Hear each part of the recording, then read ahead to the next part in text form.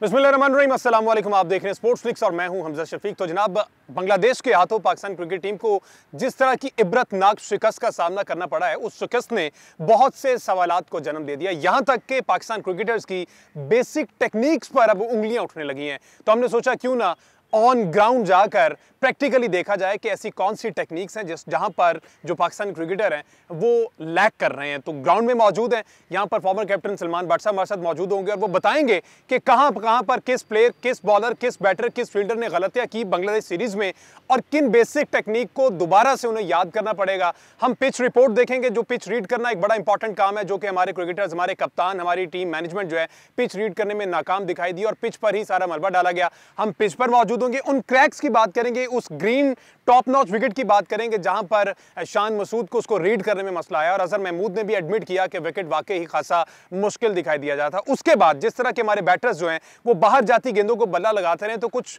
Batting techniques पर बात करेंगे जहां पर यहां पर लोकल बैटर्स जो हैं अब वो बैटिंग कर रहे होंगे। इसी तरह बॉलर्स के रिदम पर ऑन फील्ड जिस वक्त शाहीन शाह अफरीदी बॉल करवा रहे थे, फिर अजहर महमूद ने एडमिट किया कि शाहीन अफरीदी रिदम में नजर नहीं आए, जो कि उन्हें पहले सोचना चाहिए था। तो बॉलर्स के रिदम पर बात करेंगे। स्पिन डिपार्टमेंट जो पाकिस्तान का खासा हुआ करता था, स्पिन डिपार्टमेंट में सिवाय अबरार के जिन्होंने कोई up to the mark performance नहीं दी, उन पर बहुत से सवालिया निशान उठे हैं। तो स्पिन डिपार्टमेंट पर भी हम बात करेंगे। तमाम तर सूरत हाल सलमान बट साहब से जानेंगे। इस वक्त हम निजी अकेडमी में मौजूद हैं, तो चलते हैं बट साहब के पास। अस्सलाम वालेकुम। वालेकुम सलाम। बट साहब कैसे हैं आप? मैं ठीक हूँ हमजा। बट साहब आज कोशिश की कि हमने ग्राउंड में आकर वो सारी बातें जो हम सेट पे करते हैं और वो बेसिक टेक्निक जिन पर अब सवाल उठने लगे हैं, हमने सोचा क्यों ना ग्राउंड में आकर लाइव देखकर आप एक्सप्लेन करें कि ऐसा कोई ये मुश्किल काम नहीं है जो इतनी सीनियर हमारी टीम जो है वो ये नहीं कर पा रही। सबसे पहले थोड़ी सी बैटिंग की बात कर लेते हैं। जिस तरह की बैटिंग हुई पिच पर हमने बहुत ज़रूरी जाना, क्योंकि पूरे दोनों मैचेस में पिच जो है वो सेंटर ऑफ कॉन्वर्सेशन रही है, उस पर बड़ी बात हुई। वो हम जाएंगे जब ये सेशन खत्म होगा। अभी थोड़ी सी बैटिंग की बात की जाए। जिस तरह के हमारे बैटर्स ने अवे जाती बॉलों को हाथ डाला है, क्या बेसिक टेक्निक अगर हम यहाँ पे देखें, ये अभी फास्ट बॉलर आ रहा है और ये जिस तरह इसको खेलेंगे वो जरा थोड़ा सा एक्सप्लेन अगर आप कर दें यंग टैलेंट के लिए। ये जिस तरह से बॉल छोड़ा है, छोड़ा है, हाँ, बेसिकली ये आपने करना है। जो अच्छी जगह का बॉल है, अच्छी लाइन है, अच्छी लेंथ है और आपको पता है कि आप नया बॉल खेल रहे हैं और स्लिप्स खड़ी हैं और पिच ऐसा है जो कि ग्रीन है जहाँ पे मूवमेंट होनी है और वो बनाया ही इस मकसद के लिए गया कि फास्ट बॉलर को मदद मिले। तो वहाँ पर फिर बड़ा ज़रूरी है कि आप अच्छे बॉल को रिस्पेक्ट दें। और रिस्पेक्ट आपने ये नहीं करनी कि आपने उससे सलाम दुआ करनी है। रिस्पेक्ट उसकी ये है कि आप अच्छी जगह का बॉल उसे छोड़ दें, आप उसको कीपर तक जाने दें, क्योंकि ये बॉलर्स को थकाते हैं। ये एक्टिविटी बॉल को पुराना करती है और ये आपकी आई साइट को सेट करती है कि बॉल आप जितना अच्छा विजुलाइज करने लगते हैं जितनी देर आप पिच पे स्टे करते हैं। सो आई गेस कि ये वो बेसिक है क्रिकेट की कि जिसको आप डिनाई नहीं कर सकते। चाहे आप 1900 जो है ना अर्ली 90s में चले जाएं, चाहे आप आज के दौर की बात कर लें, चाहे उससे 1950s में चले जाएं, जो कुछ सिंपल बेसिक्स हैं ना, जो कोर रूल्स हैं गेम के, वो नहीं तब्दील होते। तो अगर आप अच्छी बॉलिंग करें, आपको याद होगा जब पाकिस्तान ऑस्ट्रेलिया गई अभी हालिया टूर पे, तो एक टाइम था कि पाकिस्तान ने 16 रन पे 3 या 4 खिलाड़ी आउट कर दिया ऑस्ट्रेलिया के। बिल्कुल ऐसे ही। तो स्मिथ उनके आखिरी सीनियर प्लेयर थे अंदर और स्मिथ के साथ खेल रहे थे मार्श। स्मिथ ने 100 बॉलें खेली पाकिस्तान के खिलाफ टेस्ट में जिसमें बाउंड्री नहीं लगाई उन्होंने। हाँ, टाइम दिया। यस, तो वो स्ट्रेटेजिक एक अमल है जो हिकमत अमली उन्होंने अपनाई कि पाकिस्तान के बॉलर्स का वो जो टफ पीरियड था उसको रिस्क लिए बगैर निकाला। अब ये डिमांड करता है high levels of concentration, focus, और ये आपकी आदतें होती हैं, ये मसल मेमोरी होती है जो डेवलप होती है इस तरह लंबी लंबी प्रैक्टिसें करने से। डेली के 500, 700, 1000 बॉल आप अपनी कैपेसिटी के मुताबिक खेलते हैं और आहिस्ता आहिस्ता अपनी कैपेसिटी बिल्डिंग करते जाते हैं। और प्रैक्टिस का मकसद हरगिज़ ये नहीं है कि आप प्रैक्टिस में आएँ और आपने इधर मारी उधर मारी, 150, 250 बॉल खेले, बीच में 25 दफ़ा आउट हुए, ये कोई प्रैक्टिस नहीं है। प्रैक्टिस वो है कि जो आप आज के दिन से लेने आए हैं एज अ बैट्समैन, आप जो भी करने आते हैं एज अ बैट्समैन, आउट होना उसका हिस्सा नहीं होता। वो एक इवेंचुअल रिजल्ट हो सकता है, आपकी नाकामी, आपकी शॉट एग्जीक्यूशन अच्छी ना हो उसकी सूरत में, लेकिन आपकी कोशिश ये होती है कि मैक्सिमम आउट हुए बगैर ऑपरेट किया जा सके, यही आपकी कामयाबी है। अच्छा बट साहब, पेस एक जेन्युइन इशू हमने इस सीरीज में स्पेसिफिकली देखा। वैसे तो 2021 के बाद से डिक्लाइन की तरफ हम जा रहे हैं। अभी ये जो यहाँ पर फास्ट बॉलर्स लगे हैं, नेकेड आई से खासी तेज बॉल लग रही है, क्या एक की फैक्टर है जो इन बच्चों को आप सिखा रहे हैं उस लेवल तक जाने के लिए, उस क्राइटेरिया को मीट करने के लिए कि 140 प्लस हमने कैसे जाना है? देखिए, पेस का जो एलिमेंट है ना, ये नेचुरल होता है। आप जब फिज़िकली बहुत फिट हो जाएं, बहुत अच्छी ट्रेनिंग कर लें और राइट टेक्निक के साथ ट्रेनिंग कर लें, तो आप 5 से 10 किलोमीटर का फ़र्क, वेरी ऑप्टिमम लेवल पे 5 से 10 किलोमीटर का फ़र्क डाल सकते हैं। लेकिन मीडियम पेसर से फास्ट नहीं किसी को कर सकते, ठीक है, वो नेचुरल होती है पेस। सो जब आप अच्छी ट्रेनिंग करते हैं, अच्छी टेक्निक्स डेवलप करते हैं और बॉलिंग मैकेनिज़्म, बायोमैकेनिक्स आजकल है, कोचिंग कोर्सेज़ का हिस्सा है, उसको इस्तेमाल करने से आपको पता लगता है कि आपकी जो मशीनरी है, जो बॉडी है आपकी, वो अलाइनमेंट किस तरह की होगी, तो आप इंजरी को अवॉइड कर सकते हैं और मैक्सिमम एफर्ट दे सकते हैं। तो वो चीज़ें अगर आप अडॉप्ट कर लें तो आपको अच्छा फ़र्क ज़रूर पड़ सकता है। लेकिन ये नहीं हो सकता कि आप फास्ट मीडियम से जेन्युइन फास्ट बॉलर बन जाए। आप 135 से 150 पे नहीं जा सकते, 140 को टच कर लेंगे ओकेजनली, रेगुलरली कोई एक एग्जांपल ऐसी होगी। ये जो अभी बच्चे आपके सामने बॉलिंग कर रहे हैं, ये दोनों फर्स्ट क्लास क्रिकेटर्स हैं, एक शोएब अख्तर है, एक आहद मलिक है, और दोनों GIC के प्रोडक्ट्स हैं। ये दोनों 135 के अंदर बॉल करते हैं, लेकिन ये दोनों स्विंग बॉलर्स हैं। इन दोनों का अगर आप पीछे जाके फिल्म करेंगे तो दोनों तरफ इनका बॉल स्विंग हो रहा है, कंसिस्टेंटली बॉल स्विंग हो रहा है। इनकी एक्शंस अच्छे हैं, अलाइनमेंट बड़ी अच्छी है, और ये जो अपनी कह लीजिए कि अब जो चीज़ें डेवलप कर रहे हैं वो है पेशेंस, कि एक जगह, एक कॉरिडोर में बॉलिंग करनी है। एक कॉरिडोर होता है, कॉरिडोर ऑफ अनसर्टेनिटी जिसे कहते हैं, कि वहाँ पे बैट्समैन ना आगे कंफर्टेबल खेलता है ना पीछे, वो गुड लेंथ भी उसको कहा जाता है। और चैनलिंग होती है कि यार ये कितनी विड्थ देनी है, कितनी नहीं देनी। बैट्समैन को ज़्यादा रूम मिले तो वो आर्म्स फ्री होते हैं, शॉट लग जाता है। तो बेसिकली प्रैक्टिस में आप अपनी लाइन एंड लेंथ को मेंटेन करते हैं over a period of time. Pakistan की प्रॉब्लम जो टेस्ट मैच में नज़र आई है वो एक तो स्टेमिना नहीं है, कि सर्टन पेस को, जैसे आपने कहा ना, कि वो मेंटेन कर सके। नसीम शाह थे 140 प्लस हैं, लेकिन अभी उनके फिटनेस का वो लेवल नहीं था कि वो उसको वहाँ कर सकते, इतनी लंबी बॉलिंग। इसी तरह शाहीन भी स्ट्रगल करते नज़र आए। सो आई थिंक कि जो फर्स्ट क्लास क्रिकेट का ना खेलना, जितनी रिक्वायर्ड ट्रेनिंग है उस लेवल को मीट ना करना, और सिर्फ फोकस्ड हमारा एंटायरिटी में लीग क्रिकेट पे होना, ये वो मल्टीपल रीजंस हैं जिसकी वजह से हमारी फास्ट बॉलिंग ने मार खाई है। और ना हम स्किल लेवल्स में टॉप नॉच हैं और ना हम फिटनेस में टॉप नॉच हैं। अच्छा, बट सब रिवर्स स्विंग जो है ना पाकिस्तान का एक की एलिमेंट हुआ करता था। हमने देखा कि द ग्रेट डब्ल्यू से लेके अभी तक, और उससे पहले भी, अब जो है वो फैक्टर कहीं ना कहीं हमसे गुम हो गया है। बेसिक्स की तरफ अगर आएँ तो रिवर्स सीखना क्या खासा मुश्किल काम है?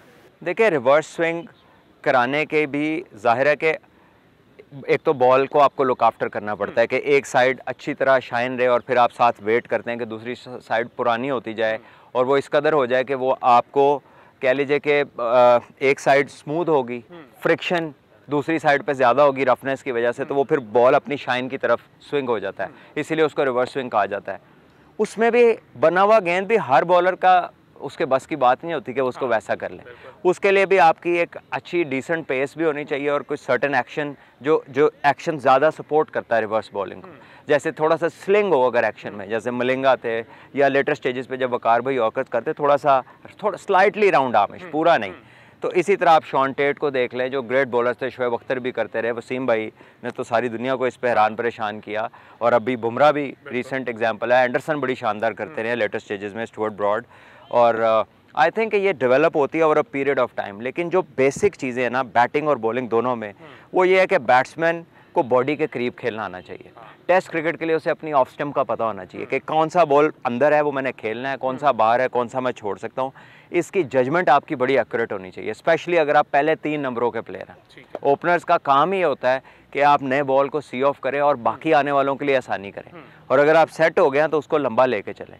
सो आई थिंक पाकिस्तान के जो इश्यूज़ हैं वो कंसंट्रेशन लेवल्स हैं, वो टेक्निकल डिफ़िकल्टी है, और फिर आदत ना होना लंबे स्पेल्स में बैटिंग करने की, ये भी। और उसकी वजह यह है कि हम फर्स्ट क्लास क्रिकेट उतना खेलते नहीं, हम टेस्ट क्रिकेट भी कम खेलते हैं, तो फिर वो चीज़ें डेवलप नहीं होती। अच्छा, बॉल की टेक केयर की आपने बात की, वो करना ज़रूरी, रिवर्स के लिए एक एलिमेंट और किसी भी मूवमेंट के लिए वो बड़ा ज़रूरी है।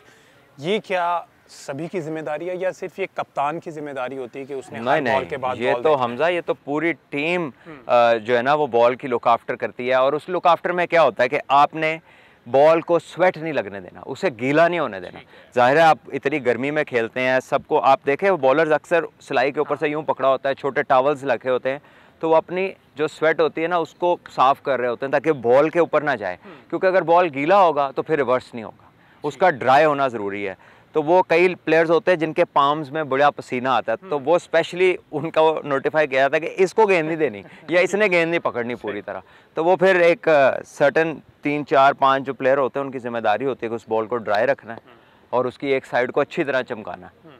अच्छा, तो थोड़ी सी स्पिन डिपार्टमेंट पे बात कर लीजिए, उसके बाद हम बैटिंग पे आते हैं। स्पिन डिपार्टमेंट चूँकि पाकिस्तान अब बिल्कुल ख़त्म हो गया, हमने देखा कि सिर्फ एक वाहिद उम्मीद अबरार मौजूद था। बैकएंड पे जब हमने पीछे मुड़ के नज़र डाली तो हमारे पास कोई ऐसा बंदा नज़र नहीं आया। हमने कैरी किया तकरीबन 6 7 8 साल शादाब को किया, हमने नवाज़ को बहुत से मौके दिए और एक दो ऐसे प्लेयर्स हैं जिनको मौके दिए, लेकिन उस तरह से वो एग्जीक्यूट नहीं कर पाए।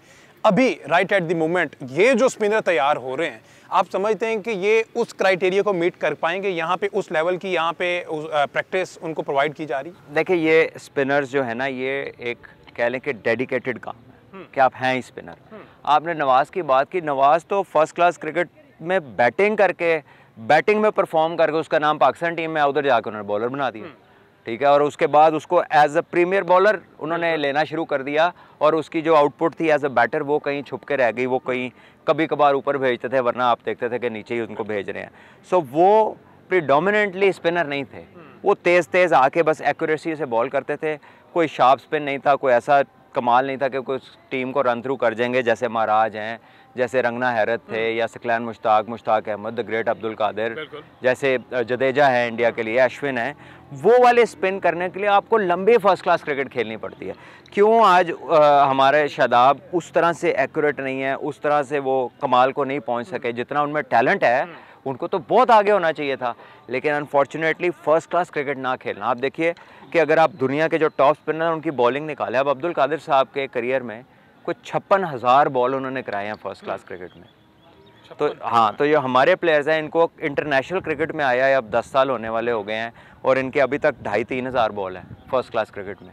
सो अब इतनी रेपिटेशन के बाद जो एक्यूरेसी है वो किस कमाल को पहुंची हुई है। और जब आप एक काम कर ही नहीं रहे और आप उसको जब कर रहे हैं तो लो ट्रेजेक्टरी पे कर रहे हैं, यानी फ्लैट बॉलिंग कर रहे हैं, तेज़ कर रहे हैं, फ्लाइट नहीं कर रहे, तो उसमें फिर स्ट्रगल होती है। जब अचानक आपको करना पड़ता है तो फिर जब आप कोशिश करते हैं या आगे गिरता है या फुल टॉस होता है, anything but line and length, क्योंकि आप ज़्यादा बॉलिंग नहीं करते, अंडर बोल्ड है। ठीक है जी, एक ब्रेक शामिल करते हैं जी। ब्रेक के बाद जब वापस आएंगे तो बात करेंगे शान की कप्तानी पे बड़े सवालात उठे। तो being a captain, ex captain, test cricket में फील्ड प्लेसमेंट कितनी ज़रूरी है, प्रेशर बिल्ड करना कितना ज़रूरी है, 26 पे 6 हो जाए तो उसके बाद की स्ट्रेटेजी ऑन फील्ड कप्तान की क्या होनी चाहिए, उस पर बात करेंगे सलमान भट्ट साहब से। Stay with us. Welcome back जी। पाकिस्तान वर्सेस बांग्लादेश, जिस तरह की कप्तानी शान मसूद की जानिब से की गई, 5 मैचेस में शान मसूद कप्तान रहे और वो 5 मैचेस मुसलसल हार गए। क्या कोई कप्तानी में इशू है, क्या कोई टेक्निक उनको नहीं आ रही, या फिर वो इस कैलिबर के बंदे नहीं थे, उनको ये भारी जिम्मेदारी अदा करने के लिए लगा दिया गया? बट सब 26 पे 6 ये हमेशा फिगर याद जाएगा। और उसके बाद जिस तरह से 138 रन की इनिंग्स खेली लिटन दास ने और साथ उनके दिया मेहदी ने, जो किया वहां पर field placement, being a captain, अगर आप उस जगह पर मौजूद हो, आपके माइंड में क्या कुछ होगा? मैंने कौन सा बॉलर लगाना, मैंने फील्ड प्लेसमेंट क्या करनी, मैंने प्रेशर कैसे बिल्ड करना है, वो बिल्कुल समझ नहीं आया शान। देखिए, जब आप 25 पे 6 आउट कर लेते हैं ना किसी भी टीम के, तो फिर आप go for the kill, you go for the किल। आप कोशिश करते हैं कि फिर वहीं पे मामला जो है ना वो ख़त्म कर दिया जाए, उसको लिंगर ऑन ना किया जाए। लेकिन कैप्टनसी भी मैं आपको बताऊं हमजा, कि captain is as good as the team, कि आपके रिसोर्सेज क्या हैं। आप imagine if you add Shoaib Akhtar, imagine you have somebody like him, या वसीम अकार बॉल करे, तो एक टेल एंडर के लिए क्या चांस है, ठीक है। अब आपके पास वो बॉलर्स हैं जिनकी स्पीड 130 से नीचे है और नया गेंद गुजर गया है, तो अब आपको एज अ बैट्समैन पता है ना इसका बाउंसर तेज़ है, ना ये मुझे थ्रेट कर सकता है। जब तक ऑफ द पिच कोई अजीब सा कोई मूवमेंट ना हो गई तो मेरे आउट होने के चांसेस कम है। तो एज अ बैटर आपका वैसे ही दिल बड़ा हो जाता है, आप कॉन्फिडेंट हो जाते हैं कि यार ये मुझे ऐसे आउट नहीं कर सकते। सो आई गेस के पाकिस्तान की लिमिटेशंस ने भी कैप्टन को हेल्प नहीं किया।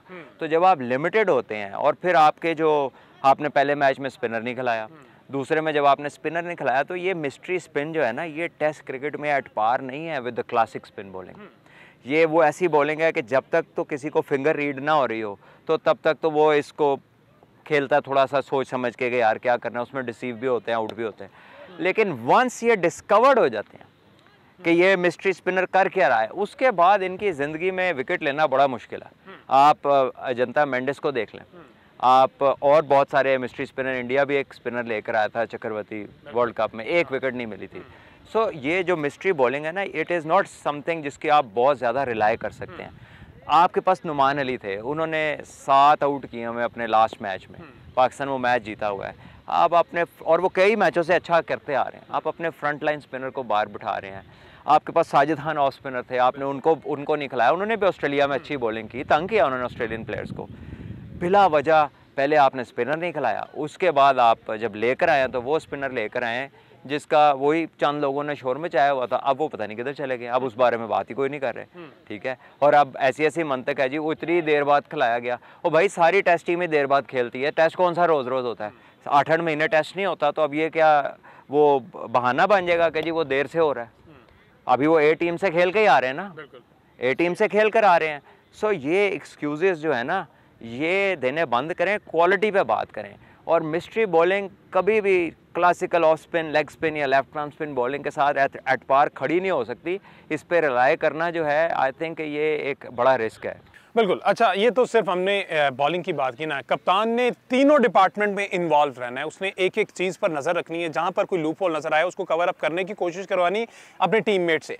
अब हमने दोनों टेस्ट मैचेस में बट देखा, टेल एंडर्स पर जब बात आई तो जो स्ट्राइकर है, जो प्रॉपर बैटर है, वो खुद ज़्यादातर नॉन स्ट्राइक एंड पे रह रहा है, बॉलर से सारा फेस करा रहा है। और उस क्रूशल मोमेंट पे सलमान अली आगा की मैं बात करूंगा, टेल एंडर्स के साथ उनको 5-5 बॉल वहां पे खिला रहा है। ये क्या ऐसी चीज़ें ड्रेसिंग रूम में डिसाइड होती हैं या फिर ऑन फील्ड जो स्ट्राइकर है उसकी अपनी मर्जी है? हमजा करिए, आपको पता है जो शौकिया क्रिकेट खेलते हैं या आम मोहल्ले का जब मैच होता है ना, तो एक बैट्समैन रह जाए और एक बॉलर रह जाए ना, तो वो कहता है लास्ट बॉल पे सिंगल लेके। तो ये ऐसी बात है जो जेनेरिक है, जो सिंपल बेसिक है, जो सबको पता होनी चाहिए और पता होती है। आम व्यूअर भी जब देख रहा होता है ना, चाहे उसका किसी भी काम से ताल्लुक हो, तो कहता है यार देखो लास्ट मैन को सामने ना लाना। तो ऐसी चीज़ें जो है ना, हम लोग पता नहीं उस मोमेंट में शायद प्रेशर में ये सिंपल चीज़ भूल जाते हैं या नज़रअंदाज उसको कर देते हैं, which is not fair, because वहीं पे आपको ज़रूरत होती है ऐसा करने की। आपको याद होगा कि 2019 के वर्ल्ड कप में सरफराज ने भी सिंगल कर लिया था जब शाहीन सामने आ गए थे। ठीक है, बिल्कुल, हाँ जी। कोई इस तरह का कुछ एक हुआ था, मुझे अब एग्जैक्टली याद नहीं है कि क्या वो ऑस्ट्रेलिया के अगेंस्ट था या बांग्लादेश वाले मैच में था, बट इट हैपेंड देन। और भी बहुत सारी मिसालें, और काफ़ी टीमें कह लें कि जो बहुत अच्छी टॉप टीम्स नहीं है ना, वो ये बेसिक एरर्स करती हैं। पाकिस्तान टीम सीजन प्लेयर हैं, इनसे आप एक्सपेक्ट नहीं करते कि ऐसा करेंगे, लेकिन इन्होंने ऐसा किया। अब जाने वो प्रेशर में किया या उस वक्त वो भूल गए, लेकिन ये एक्सक्यूज़ नहीं होता। Ignorance is no excuse. आप एक प्रोफेशनल हैं, आप उस जगह पर हैं जहाँ पर आपसे एक्सपेक्टेशंस हाई हैं, तो you have to respond and respond in a way कि जहाँ पर पता हो कि यार एक बंदा प्रिपेयर्ड आया। सो अनफॉर्चुनेट है the way Pakistan lost this. ठीक है। अच्छा, अब ये इतने बेसिक लेवल के क्वेश्चन मैं इसलिए कर रहा हूँ कि अब बेसिक्स पे ही उंगलियां उठने लगी। इंटरनेशनली क्रिकेटर्स जो हैं वो पाकिस्तान क्रिकेट टीम पर बेसिक्स नॉलेज जो है ना, बेसिक उस पे सवाल उठाने लगे। तो सवाल ये यहाँ पर बनता है कि जो फील्ड सेट करना है वो इंटायरली कप्तान का फैसला या बॉलर अपने मुताबिक फील्ड सेट करवा? देखिए, बॉलर्स अगर इतने काबिल हैं कि वो अपनी फील्ड ले सकते हैं और उसके मुताबिक बॉलिंग कर सकते हैं, और पिच का उन्हें पता है कि ये पिच ऐसी है तो इस पर मेरी बॉल पे शॉट किधर जाने के चांसेस हैं, तो फिर तो कैप्टन का काम बड़ा आसान हो जाता है। बड़े इंटेलिजेंट बॉलर्स होते हैं जो खुद आके अपनी फील्ड लेते हैं, और as a captain you should allow them, क्योंकि इससे उनमें भी कॉन्फिडेंस आता है। और वो जब अपनी मर्जी की फील्ड पर बॉलिंग करते हैं तो उनका कंट्रोल, कमांड वो बेहतर होती है। हाँ यस, इफ़ प्लान ए नहीं चला, प्लान बी नहीं चला, आप देख रहे हैं कि वो अपनी फील्ड के मुताबिक नहीं कर पा रहा, तो फिर आप बैलेंस आउट करते हैं, फिर आप उसको प्रोटेक्शन देते हैं ताकि वो जब तक उसकी लाइन लेंथ उसके कंट्रोल में ना आ जाए तो डैमेज कंट्रोल हो तब तक। ऐसा ना हो कि उसको बहुत सारी बाउंड्रियाँ लग जाए। आपने देखा कुछ कैप्टन ऐसे हैं कि वो कहते हैं नहीं फील्ड ऊपर ही रखनी है चाहे शॉट्स लगे जा रहे हैं। कुछ होते हैं वो आपको जो जैसे मिड विकेट है, डीप कवर है, या मिड ऑन मिड ऑफ में से एक 2-3 आपको सिक्योर पोजीशंस दे देते हैं ताकि आपके जो इनिशियल डीमंस हैं या जो इनिशियल आपकी कह लें वो जो स्टार्ट ऑफ के वक्त जो थोड़ी नर्वसनेस है वो ख़त्म हो जाए। तो जैसे जैसे आप इजी होते जाते हैं तो वो फिर फील्ड का अटैक बढ़ाते जाते हैं। लेकिन हमें अपने कैप्टन्स में इवन फर्स्ट क्लास लेवल पे, इंटरनेशनल लेवल पे बहुत सारी कमियां नज़र आती हैं। एक तो ये पिच नहीं रीड करते। पिच जब आप नहीं रीड करते आप मैच प्लान कर ही नहीं सकते, आप प्लेइंग 11 नहीं बना सकते, आप ये नहीं तय कर सकते कि इस पर कितना स्कोर होगा तो हम डिफेंड कर लेंगे और कितना स्कोर होगा तो हम चेस कर सकते हैं, क्योंकि एक तो पिच ने क्या करना है और दूसरा आपके रिसोर्सेज क्या हैं, आपकी कैपेबिलिटी क्या है। इंग्लैंड जैसी टीम अच्छे बैटिंग पिच पे 400 कर सकती है, बाकी टीमें नहीं कर सकती। इसी तरह ग्रीन पिच पे इंग्लैंड फंस सकती है, कोई अच्छे टेक्निकल 4 प्लेयर हो वो नहीं फंसेंगे। तो कहने का मकसद है कि एक पिच का पता होना ज़रूरी है कि इसके ऊपर आपका जो अंदाज़ा है कि ये जैसी खेलेगी वैसी हो। जैसे हमने सुना कि हमने पिच नहीं गलत पड़ी लेकिन ये वैसी नहीं निकली जैसा हमने सोचा था, तो और गलत क्या होता है? You know, that is amazing कि वो एक्सप्लेनेशन ऐसी थी कि हम नहीं हारे, बांग्लादेश जीत गया। वो इस किस्म की एक्सप्लेनेशन थी। सो आई गेस कि आपको एक्सपर्ट होना चाहिए पिच का जो है ना अंदाज़ा लगाने में। तो आपके लिए कप्तानी करना, टीम बनाना, फील्ड खड़ी करना, उस पर शॉट्स कौन से लगेंगे, पूरी क्रिकेट आसान हो जाती है। बिल्कुल। अच्छा, एक और अब DRS का सिस्टम जो आ गया है, इसमें कीपर की involvement with the help of captain को उसकी कितनी ज़रूरत है उस डिसीजन मेकिंग में? क्योंकि हमारे रिजवान जो हैं वो क्लूलेस नज़र आते हैं। वो कहते हैं कि आवाज़ आया भी है, नहीं भी आया, पता नहीं, लेना है तो ले लें रिव्यू। तो इस जगह पर कीपर कौन है? क्योंकि दो हमने देखा शॉर्ट फॉर्मेट में होते हैं रिव्यू, आप इसमें ले सकते हैं, जो कि बड़े इंपॉर्टेंट है। तो इसमें कीपर की इन्वॉल्वमेंट और इन बेसिक लेवल पे अब हमारे यहाँ पर कीपर उनको ये चीज़ें सिखाई जा रही। देखिए, कीपर एक पोजीशन ऐसी है ना कि स्टंप्स के पीछे है तो उसका व्यू बड़ा क्लियर होता है, तो उस वजह से लोग उस पर बैंक करते हैं। लेकिन बहुत सारे कीपर ऐसे हैं जो 90% मरवाते हैं, वो क्योंकि इतने कंपल्सिव अपीलर्स होते हैं कि उन्हें हर चीज़ ही आउट लगती है और वो नुकसानदेह है। सो एक कैप्टन को ये पता होना चाहिए कि इंस्टिंक्टिवली कौन ऐसा आपका प्लेयर है, या वो खुद ऐसा होना चाहिए कि उसकी जजमेंट अच्छी है और उसके साथ मशवरा होना चाहिए। देखिए, कीपर का तो एक मशवरा है ही है, लेकिन हम सबको पता है कि हमारे जो कीपर हैं, रिजवान हो या इससे पहले भी, वो कोई ग्रेट साबित नहीं हुई उनकी ये वाली जो पिक एंड चूज़ है कि यार इस पर रिव्यू लेना है, इस पर नहीं लेना।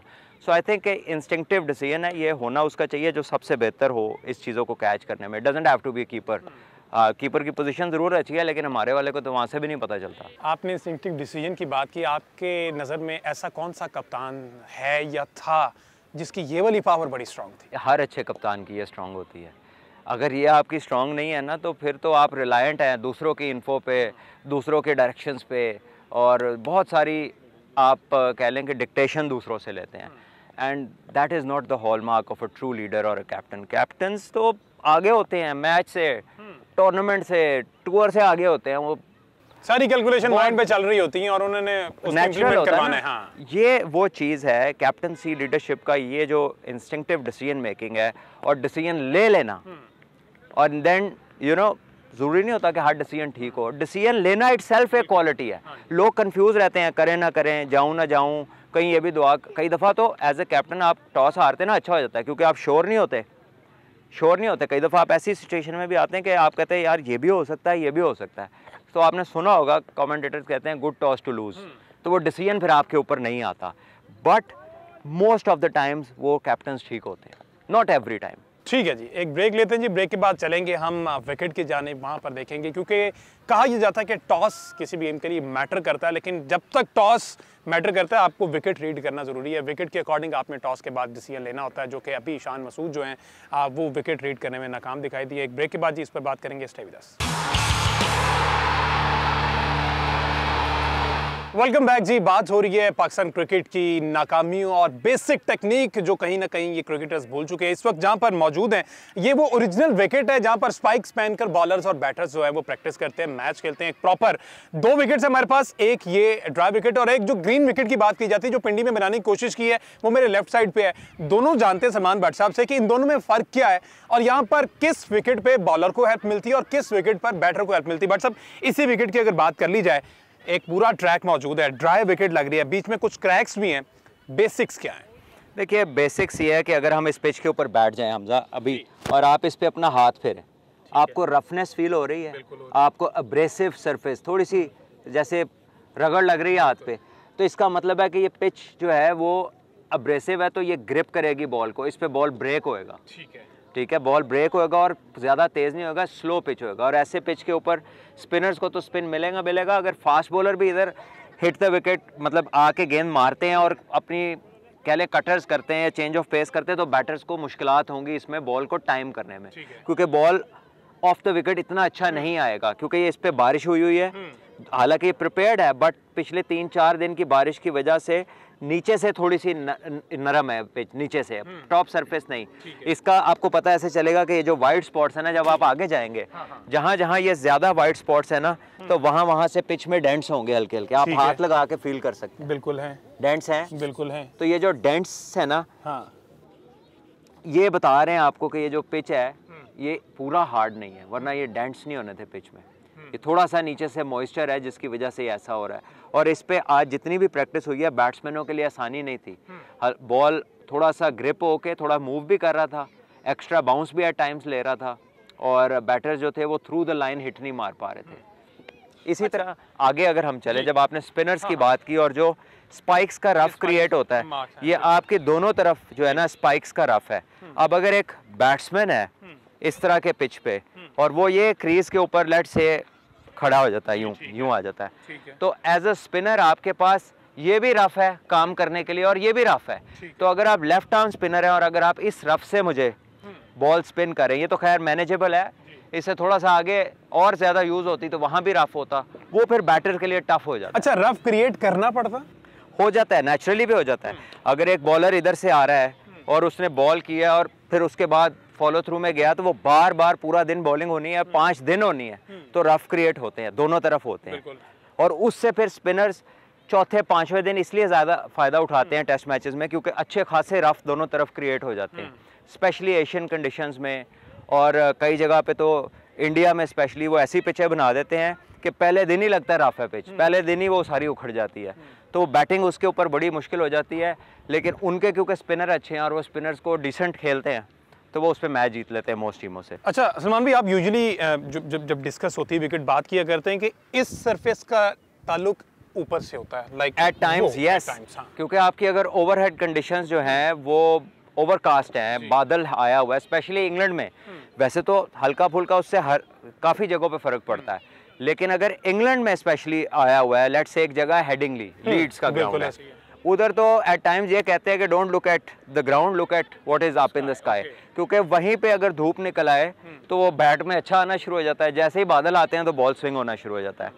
सो ये हर जगह जगह की कंडीशंस हर कंट्री में जाएं थोड़ी थोड़ी डिफ़र करती हैं, और आपको उसका एक्सपर्ट होना चाहिए, क्योंकि उसी के मुताबिकत से आप अपनी टीम सेलेक्ट करते हैं, उसी से आप अपनी प्लेइंग 11 और अपनी स्ट्रेटजी बनाते हैं, और वहीं से गेज करते हैं कि यहाँ पे कितने रन्स हम चेस या डिफेंड कर सकते हैं। अच्छा, अब आप बीइंग कैप्टन अगर बात की जाए, इस विकेट को आपने रीड करना है, क्या आपका डिसीजन होगा? अभी इस टाइम जो ये विकेट में क्रैक मौजूद हैं, रफ पैचेस मौजूद हैं, ग्रास है नहीं है, सरफेस फ्लैट नहीं है, मॉइस्चर आप कह रहे हैं कि इसमें माइल्ड सा है क्योंकि बारिश हुई है, तो इस पे आप क्या फैसला करेंगे? देखिए, अगर तो जिस तरह आपने देखा भी रफ क्रिएट हुआ है और इसमें ग्रिप बढ़ता जाना है, तो फिर तो मैं इस पे पहले बैटिंग कर लूंगा। पहले बैटिंग इसलिए कर लूंगा कि ओवरकास्ट है, धूप लग नहीं रही, इसने कहीं से सूखना नहीं है, ये ऐसे ही रहना है, बल्कि स्पाइक्स के साथ और ज्यादा रफ क्रिएट होगा।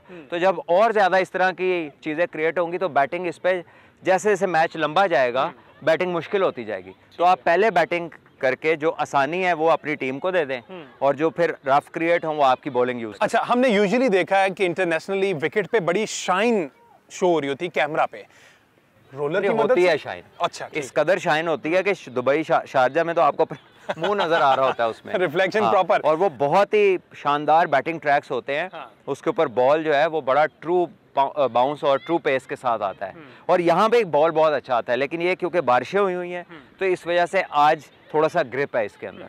अच्छा ठीक है, ये प्रॉपर विकेट है। अगर बात की जाए गुड लेंथ का बॉल किस जगह पर गिरता है, फुल लेंथ कहां तक जाके आता है? क्योंकि हमारे बॉलर्स हैं वो यॉर्कर करना भूल गए, डेथ ओवर्स में यॉर्कर की स्पेशलिटी हुआ करती थी। 6 to 8 यार्ड्स के मार्कर्स होते हैं जो आपने स्क्रीन पे देखे होंगे, वो आइडेंटिफाइंग मार्कर पिच पे तो नहीं होता, लेकिन वो जब मैच में ग्राफिक्स दिखाते तो उसके ऊपर आ रहा होता है। तो 6 to 8 फीट जो है ना, वहां पर वो ऐसा एरिया जो वनरेबिलिटी होती है कि बैटर श्योर नहीं होता कि आगे जाए या पीछे आए, वहां पर बॉलर अगर कंसिस्टेंटली बॉल करता है तो बैटर को खासी मुश्किलात होती हैं।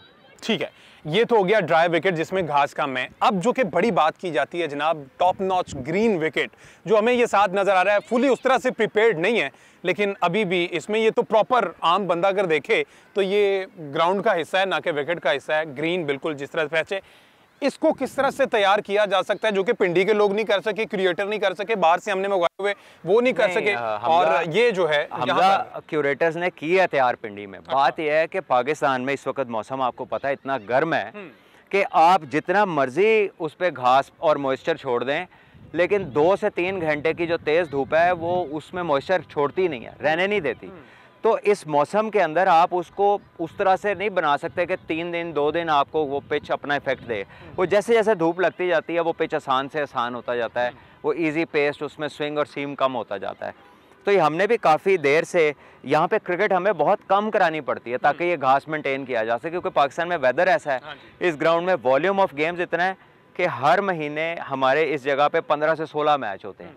15-16 दिन इस स्क्वायर के ऊपर मैच होते हैं और उसके बावजूद एवरी गेम स्पाइक्स के साथ होती है, सारे नेट्स स्पाइक्स के साथ होते हैं, इजाज़त ही नहीं है स्पाइक्स के बगैर खेलने की। तो ऐसे में ये मेंटेनेंस का जो सेरा है ना वो ये ग्राउंड्समैनों के सर जाता है। ये एक मुश्ताक खड़ा हुआ है, ये हमारा कह लें वाइस कैप्टन है क्यूरेटर्स का। इसी तरह अभी यहाँ पे रिजवान था, रिजवान जो है वो चीफ क्यूरेटर है और ये दोनों बहुत शानदार काम करते हैं। अब इसके ऊपर बहुत ज़्यादा घास है जो कि अभी ये तैयार होनी है, इसके ऊपर रोलर का इस्तेमाल किया जाएगा जिसकी वजह से बिल्कुल फ्लैट, और घास की अगर मैं पूछूं ग्रो करवाया जाता है या ऊपर स्प्रिंकल की तरह करके फिर ऊपर रोलर किया जाता है? वो तो डेड ग्रास होता है। हाँ। ये लाइव ग्रास है, ये इसकी जड़ें इस पिच के अंदर हैं और लाइव ग्रास होता है, लाइव ग्रास ये होता है तभी मूवमेंट होती है। अगर तो वो आपने डेड ग्रास या कटा हुआ घास ऊपर ला के फेंक दिया तो वो तो सिर्फ कलर देती है, वो इफेक्टिव नहीं होती। इसके तो जड़ें अंदर हैं, तो इसके ऊपर जब बॉल लगता है आके तो फिर मूवमेंट होती है क्योंकि इसकी जड़ें हैं, डिविएशन होती है। ऑब्वियसली ये मॉइस्चर भी ज़्यादा देर तक होल्ड करती है क्योंकि लाइव ग्रास है उस वजह से। सो आप देख भी सकते हैं अभी इसको कि कितनी ये नीचे से गीली है। इसको इस तरह रखा गया ताकि इसमें ये घास, पहले इसको लगाया गया था, फिर इसको अंदर मजबूती पकड़ी इसने और अब इसको उगने का मौका दिया गया। और अब ये है कि इस पर कम क्रिकेट होगी तो ये हम मेंटेन कर सकते हैं, अगर इस पर ज़्यादा खिलाएंगे तो ये उड़ जाएगा। थोड़ी सी बैटिंग टेक्निक की बट साहब बात कर लीजिए। Being a batter short pitch ball पे हमें, हमारे सारे बैटर्स को बड़ा मसला होता है। हम पुल करने जाते हैं, हम कैच बॉल हवा में रख देते हैं। उस ट्रैक पर ज़्यादा मुश्किल होता है या इस ट्रैक पर ज़्यादा मुश्किल होता है शॉर्ट बॉल खेलना जिसको आप पुल करने जाते हैं, जो हमारी एक कमजोरी है तमाम? देखिए इस ट्रैक के ऊपर तो जो शॉर्ट बॉल है ना उसको अगर आप अच्छा खेलते हैं ना तो आपके लिए बहुत अच्छा है, बिकॉज शॉर्ट बॉल के ऊपर आपको ये मसला नहीं होगा कि बॉल सीम या स्विंग हो रहा है। ये वो पिच है जहाँ पे आगे से बॉल ने स्विंग होना है, सीम होना है, तो आप ड्राइव जोर से मारेंगे तो स्लिपों में, गली में बॉल जाने का चांस है। जितना बॉल शॉर्ट ऑफ लेंथ होगा उतना आप कट या पुल मारने की अच्छी पोजीशन में आ सकते हैं, उसकी मूवमेंट इतनी मैटर नहीं करेगी। तो ऐसे पिच के ऊपर आपको स्क्वायर ऑफ द विकेट तो जो मौका मिले वो मेरे ख्याल में ज़ाया नहीं करना चाहिए। और एज एन ओपनर आपको नया बॉल इन स्विंग एज्यूम करना चाहिए, अगला बॉल एज्यूम करना चाहिए और बाहर का बॉल कोशिश करनी चाहिए कि अर्लियर ऑन आप ना खेलें जब तक आप सेट ना हो जाएं। और अगर मूवमेंट होती ही जा रही है जैसे कि इंग्लैंड में होता है तो फिर लोग 100 भी कर जाते हैं फिर भी बाहर वाला बॉल छोड़ रहे होते हैं। तो it is about being in the habits कि आपने रिस्पॉन्ड कैसे करना है, किसको खेलना है, किसको छोड़ना है, आपको ऑफ स्टंप का पता होना चाहिए। और अगर आप बॉलर का हाथ देखते हैं तो उससे भी काफ़ी चीज़ें आपके लिए आसान। अच्छा, अब चूंकि पाकिस्तान में डोमेस्टिक क्रिकेट पे फोकस करने की तैयारी कर ली गई है, यूजुअली डोमेस्टिक क्रिकेटर्स को ये विकेट मिलेंगी या वो विकेट मिलेंगी? पाकिस्तान दोनों मिलनी चाहिए। ये वाली पे उसकी तैयारी और होगी। ग्रीन पिचेस देखिए जब आप सीज़न खेलते हैं तो उसका मकसद ही ये होता है कि आप अडेप्टेबिलिटी की तरफ जाएं। अगर आप इस पे खेलेंगे टोटली डिफरेंट टेक्निक से खेलना पड़ेगा, उधर जाएंगे टोटली डिफरेंट क्रिकेट होगी। और उससे आगे चले जाएंगे जो रफ है स्पिनर्स के लिए है, रिवर्स स्विंग है, वहाँ पे टोटली डिफरेंट होंगी। ये बीच में जहाँ पे कवर पड़ा है दूर से भी शॉट मारेंगे तो लगेगी इतनी बैटिंग पिच बनी हुई है। सो हर पिच के ऊपर स्लाइड आपको अडेप्टेबिलिटी शो करनी पड़ती है, स्लाइड चेंजेस होते हैं, कहीं बाउंस ज़्यादा होता है, कहीं थोड़ा बॉल नीचे रहता है, कहीं सीधा आता है, कहीं थोड़ा सा रुक के आता है, कहीं मूवमेंट होती है। तो बैटिंग है ही अडेप्टेबिलिटी, जितनी आप में हो, जितना कंट्रोल हो उतने आप सक्सेसफुल है। अच्छा, एट द एंड बट साहब जानना चाहूँगा, डोमेस्टिक क्रिकेट की बार बार बात हो रही है, अब वो जो बॉल का शोशा छोड़ा गया, डूक बॉल और कूकाबूरा बॉल, विकेट का बॉल से भी कोई लिंक होता है उसकी मूवमेंट पे? बॉलर के लिए हेल्पफुल हमजा बॉल हाथ में होता तो ये बात ज़्यादा अच्छी थी करने के लिए, क्योंकि सवाल बड़ा अच्छा है। ड्यूक का जो बॉल है ना उसकी सीम बड़ी होती है और बड़ी प्रोमिनेंट होती है और वो रहती है, वो ख़त्म ही नहीं होती। 80 ओवर गुजर जाते हैं वो रहती है। कूकाबूरा की 20-25 ओवर के बाद सीम तकरीबन 7 लग जाती है। कूकाबूरा में मूवमेंट कम होती है, ऑफ द पिच भी इन द एयर भी। ड्यूक ऐसा बॉल है जो 8-9 ओवर्स के बाद ज़्यादा हिलना शुरू हो जाता है और फिर चलता है वो। तो ड्यूक स्पिनर्स के लिए भी ग्रिप में जो है ना काफ़ी मदद करता है। और जो इंडिया का एसजी बॉल है वो भी ड्यूक से मिलता जुलता है। लेकिन पाकिस्तान ने कभी भी अपना बॉल तैयार नहीं किया। पाकिस्तान में ग्रेज है, 1-2 और कंपनीज़ हैं, लेकिन वो भी बॉल बनाती है। लेकिन पहले होता था जब हमने फर्स्ट क्लास शुरू की तो ग्रेज का बॉल होता था, लेकिन फिर पाकिस्तान कभी कोकोबरा पे जाता है, कभी आता है ड्यूक पे। हालांकि पाकिस्तान का ये अगले 9 के 9 टेस्ट मैच कोकोबरा से हैं।